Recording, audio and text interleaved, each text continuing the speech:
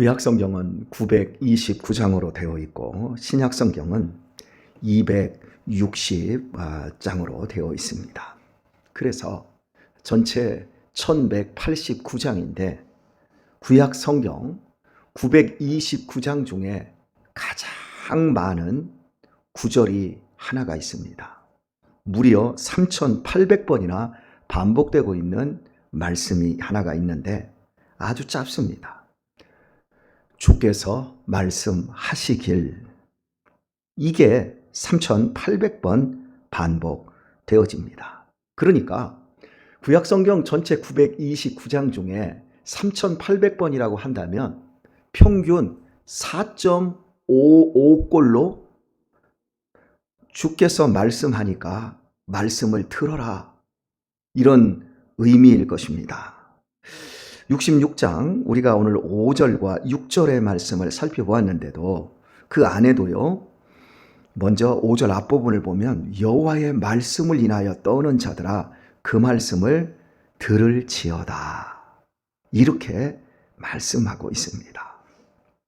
물론 앞부분에서도 여호와께서 이같이 말씀하시되, 또 2절에도 나 여호와가 말하노라, 4절 중반절에도 보면 내가 말하여도 그들이 청종하지 않고 말씀합니다.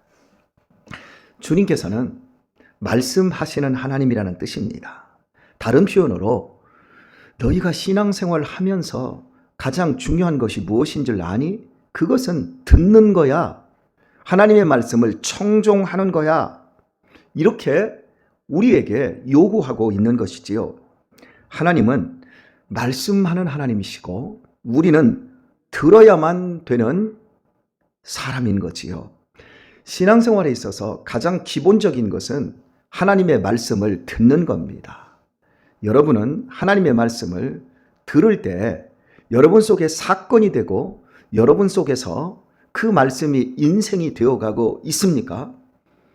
하나님의 말씀이 그냥 음파, 즉 소리로 들린 것으로 나는 그 듣는 자리에 있었기 때문에, 예배했기 때문에 라고 칩으로 끝나버린다면 그건 사건이 아닌 거예요.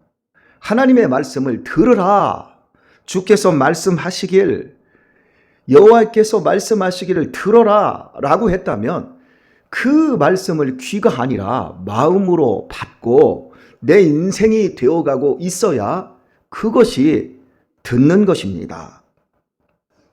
제가 2007년도에 제 사비를 전혀 드리지 않은 상태에서 교회 개척 5년쯤 되었을 때 참 우리나라에서 참 신앙인들 가운데 의사도 있고 교수도 있고 거기 그 물 위를 걷는 사람들이라고 하는 선교 단체가 있는데, 그 선교 단체에서 증평에 계신 최복영 목사님하고 또 저하고 두 분을 목사로 해서 선교팀 20여 명을 꾸렸어요. 그리고 자신들이 모두 그 경비를 댈 때 우리나라에 알아두는 소프라노 김영미 씨가 있어요. 그분이 종합예술대학교 거기에 교수님이십니다. 지금은 학과장이시고 그 남편은 저 기아자동차 앞쪽에 남양의 정형외과 의사이고 그 동생은 분당에서 치과 의사를 해요. 이제 그 사람들 주축으로 해서 모든 경비를 대가지고 제가 카자흐스탄과 키르기즈스탄에 가서 그 10일 동안 집회를 인도할 때 이빨이 모두 금으로 변하는 그 기적을 제가 보았어요. 정말 금가루가 날리고 그 신비한 현상들이 나타날 때 이런 지성인들이 하나님을 전적으로 믿고 순종하는 것을 제가 보면서 정말 제가 많이 놀랐어요. 그때 소프라노 김영미 씨가, 저는 그렇게 유명한 사람인 줄도 몰랐는데 나중에 보니까 우리나라 한국 예종의 교수인 거예요. 그런데 그분이 얼마나 겸손한지, 나는 나의 명예와 나의 성공을 위해서 젊은 날 그렇게 살았다. 그런데 어느 날 공황장애가 왔다는 거예요. 본인에게. 공황장애가 와서 사회적으로 유명한 사람인데도 불구하고 공황장애가 오니까 얘기할 수도 없고 치료받으러 갈 수도 없는 거예요. 죽게 생긴 거예요. 그런데 이 사람이 말씀을 읽기 시작하는데 한 말씀이 가슴에 와 닿았어요. 세상 끝날까지 내가 너와 함께 있노라. 그러니까 마태복음 28장 20절에는 세상 끝날까지 내가 너와 함께 있으리라 라고 하는 그 말씀이 내 말씀으로 사건이 돼버린 거예요. 그날 그 사람 속에서 공황장애가 사라져버린 거예요. 하나님의 말씀 한마디만 들어도 우리의 인생이 사건이 되고 변화될 수가 있어요. 저 같은 경우에는 야곱아, 너를 창조하신 여호와께서 말씀하시느니라. 이스라엘아, 너를 조성하신 자가 이제 말씀하시느니라. 네가 물 가운데로 지나고 네가 강을 건널 때에도 네가 불 가운데로 지날 때 내가 너를 타지 않게 할 것이고 물이 너를 침몰치 못하게 하실 것이다 라고 하는 이사야의 그 말씀, 이 한 말씀이 나는 지렁이 같은 야곱이고 나는 이스라엘인데 부족하지만 주님이 나를 부르셨으니 내가 주님의 말씀을 듣겠습니다. 듣기만 하면 주님이 물 가운데로 강 가운데로 지나는 걸 책임져 주시겠다라고 하는 확신으로 제 속에서 받은 거예요. 어떻습니까?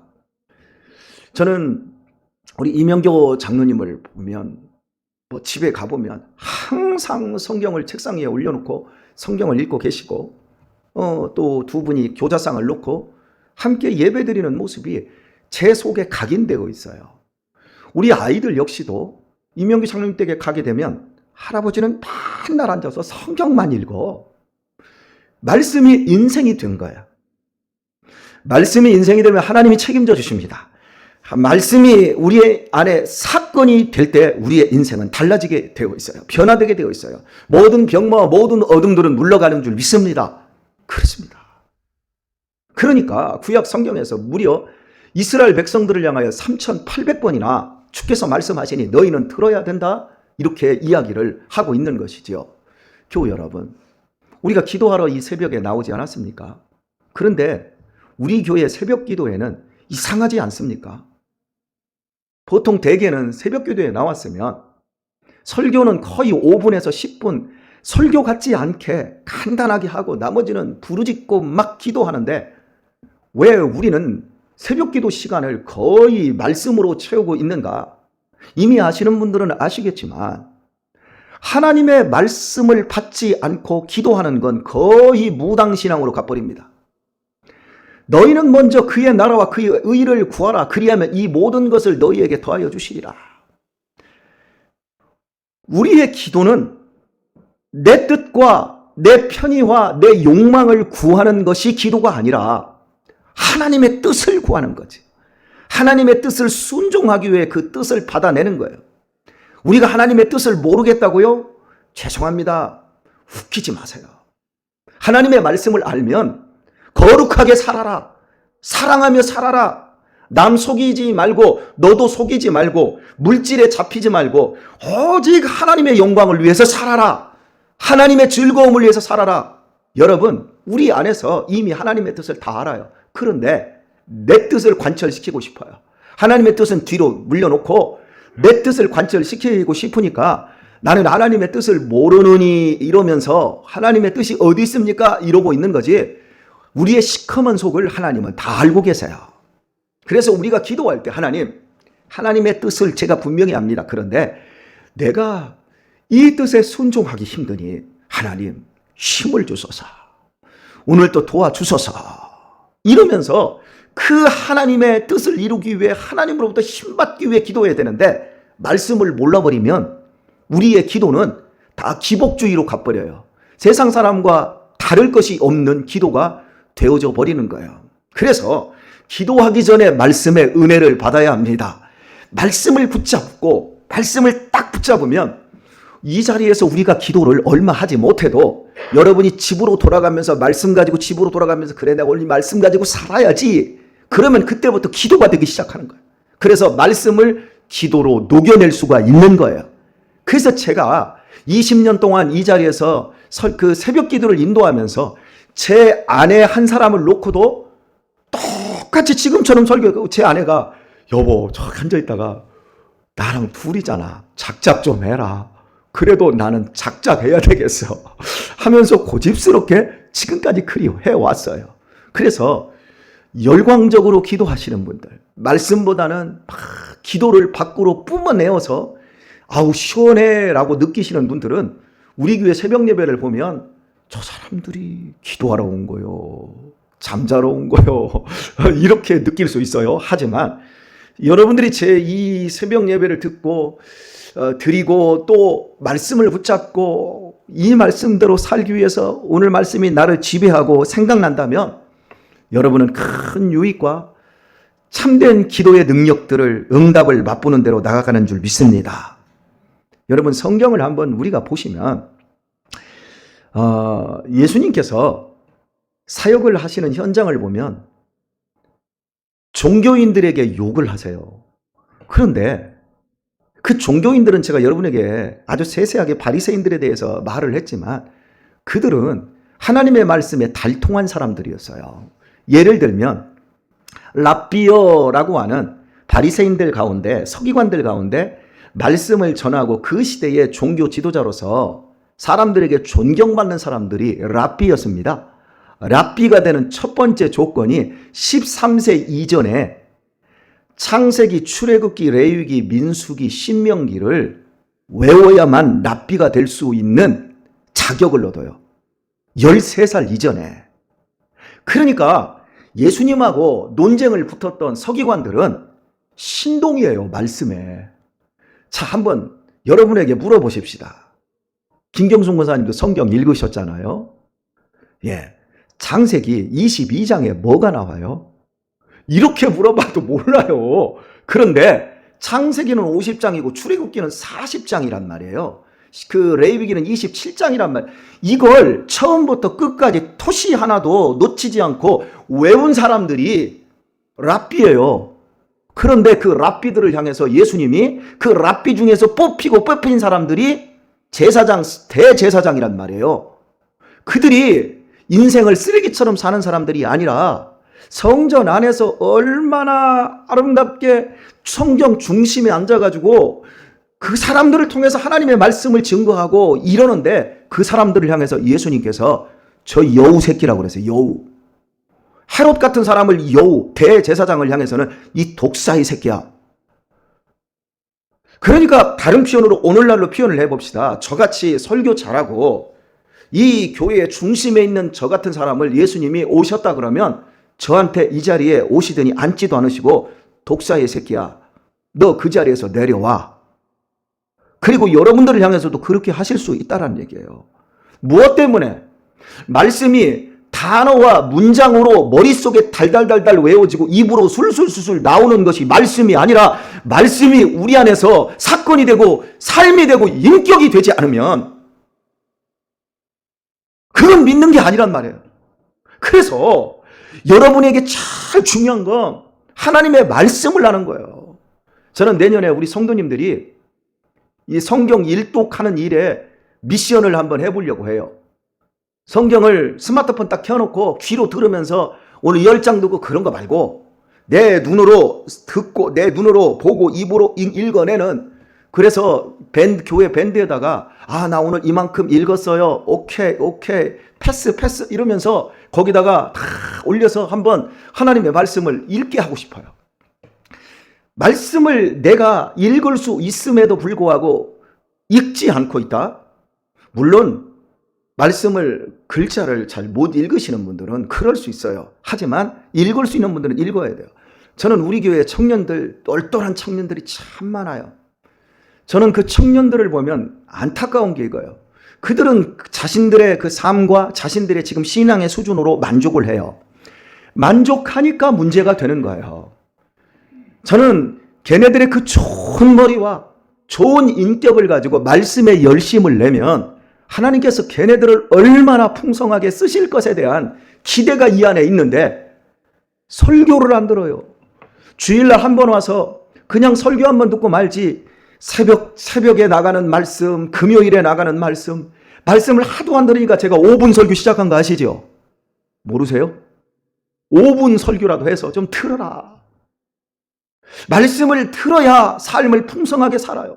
위대하게 쓰임받을 수 있는 애들이 말씀을 모르니까 겨우 할로윈이나 쫓아다니고 카페에 가서 뭉개가지고 폼 잡고 커피나 마시다가 시간 그렇게 보내지. 우리 주변에 죽어가는 사람들이 얼마나 많고 내가 그들을 품어야 될 일들이 얼마나 많아요. 저같이 미말의 목사가 되어서 야간으로 신학을 해가지고 오늘 목사가 된 사람도 이렇게 많은 사람들을 살려내고, 저 노인 주간 모호센터나 요양원에 들어가서 저한테 18소리를 하는데도 불구하고 말씀을 전하면서도 기쁨이 있고 감사가 있고 그들을 살려내고 있다고 한다면, 그렇게 머리 좋고 그렇게 똑똑한 우리 청년들이 조금만 말씀의 은혜를 받고 하나님의 말씀에 집중한다면 하나님이 그들을 얼마나 복되게 쓰실 거예요. 이런 걸 생각하면 너무나도 안타까워요. 우리나라에 그 가난하고 힘들었던 사람들 말고 우리나라에서 좀 똑똑한 사람들이 미국으로 이민을 많이들 갔어요. 우리 홍복석 집사님만 봐도 똘똘하거든요. 그런데 이런 분들이 미국에 가면 해야 되는 일이 공장, 세탁소, 세차장, 정육점 이런 데 가가지고 막 허드렛 일을 하는 거예요. 그러니까 우리나라에서는 좋은 대학 나온 사람들이 미국에 가서 체류를 하려면 거기 가가지고 이제 그 영주권을 받으려고 하면 1년 정도는 가가지고 정말 막노동을 해야 되는 거잖아요.